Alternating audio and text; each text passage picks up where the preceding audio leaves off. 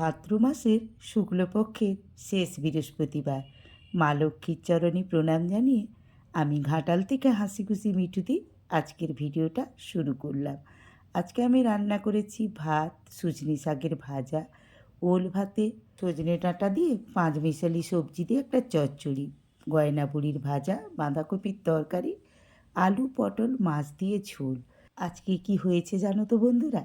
সকালবেলায় এসে এই যে বুড়ি লক্ষ্মী মা বলে গিয়েছিল দুপুরে আমার কাছে ভাত খাবে। বুড়িমা বলে যাওয়ায় আমি একটু চাল নিয়ে নিয়েছিলাম বেশি করে। তো দেখো যথারীতি 1টার সময় চলে এসেছে ভাত খাওয়ার জন্যে। ওল ভাতে আছে শুনে একটু কাসুন্দিও নিল। বুড়িমাকে আজকে খাইয়ে না সত্যি ভেতর থেকে একটা তৃপ্তি অনুভব করলাম। কেন জানো তো?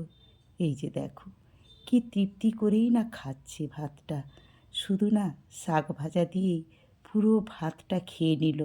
সব তরকারি পড়ে থাকলো। বারবার বলছি খেয়ে নাও, বলছে আমি পরে খাবো। তো সব কিছু পরে খেয়েও নিয়েছিল। খেয়ে দিয়ে দেখো নিশ্চিন্তে কেমন ঘুমিয়ে পড়েছে।